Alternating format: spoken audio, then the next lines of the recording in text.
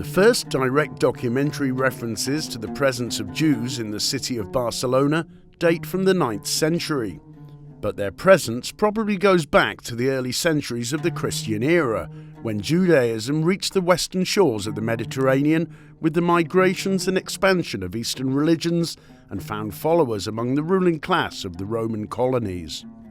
Jews normally lived grouped together. In Barcelona, they settled in the western quarter of the late Roman city. They built a synagogue in the centre of this area, and to bury their dead, they bought land on a nearby hill, which is why the hill is still known today by the name Montjuic, or Jews' Hill. Before the end of the 11th century, the streets of the district where the Jews lived had become an exclusive enclosed area. The decision to close off the streets seems to have coincided with the division of the city into parishes with defined boundaries. The urban district they occupied was given the name Cai Juic, or Jewish Quarter. Cai is a Catalan word indicating a narrow passage enclosed between two banks or walls. It also means an alley.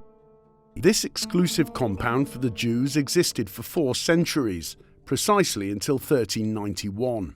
To the east, the Cai extended beyond what is now Carrer de Sant Honorat, with houses on either side. To the north, it included today's Carrer de Sant Sever, with 2 or 3 short blind alleys. To the west, it was bounded by the old Roman wall, and to the south, its bounds were marked by the new castle, no longer standing, and by the Carrer del Cai, which was then called Carrer dels Torners. This street was actually outside the compound and was shared by Jews and Christians. The Jewish district communicated with the rest of the city via 2 gateways opening onto the present-day Carrer del Cai. The first was at the beginning of the street, now called Carrer de Sant Honorat, leading to the old Plaça de Sant Jaume. The second stood where Carrer de Sant Domènec begins. Beside this gate was the butcher's shop, frequented by both Jews and Christians. In the 13th century, Jewish immigration from Occitania, southern France, increased considerably. There was not enough space in the Jewish quarter to house all the new arrivals, and in 1257, King James I authorised Jewish settlement on land outside the old town wall, near the new castle. This area was named the Lesser Cai, to distinguish it from the original quarter, which then became known as the Greater Cai. Despite the increase in Jewish inhabitants of Barcelona, they seem never to have numbered more than 10% of the city's population. The community of Jews in Barcelona, like all stable communities, had buildings for religious services and social purposes. It had schools, a hospital, and ritual baths, as well as synagogues. Towards the end of the 14th century, there were 5 synagogues in the Greater Cai and 1 in the Lesser Cai. Barcelona's Jewish quarter came to a tragic end. In early August 1391, the Cai buildings were set on fire, sacked and destroyed. The rabble confronted the Jews with the dilemma of baptism or death. About 300 men and women chose to die as martyrs, while the majority agreed to be taken to churches to be baptized.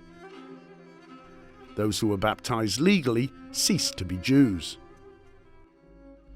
In their own interests, King John I and Martin the Humane tried to rebuild a community of Jews, albeit very small, in the Catalan capital, reserving the Lesser Cai for them. However, the municipal authorities opposed the move, and finally in 1423 obtained from King Alfonso the Magnanimous the definitive privilege that the city could never again house a community of Jews, and that Jews could not be resident there for more than a fortnight. The Jews of medieval Barcelona distinguished themselves for their international connections. From the 12th century onwards, chosen members of the richest Jewish families entered the service of the monarchy as financiers and administrative advisors. Some were also ambassadors at Muslim courts. Some members of the community, who were also rich, acted alongside municipal governors, played an active part in Mediterranean trade, and invested in income funds. Both groups contributed to making Barcelona an important economic centre. Credit was fundamental to commerce and urban activities, and the Jews played a very important role in it. Members of the upper classes and artisans alike engaged in it. In the cultural sphere, the Jews of Barcelona began to stand out at the end of the 11th century. The Barcelona Jewish quarter, well connected with the most innovative centres of Al-Andalus, the Mediterranean and Western Europe, created a cultural legacy of universal value. The first great figure was Abraham Bar Chia, an innovator in the field of science and philosophy.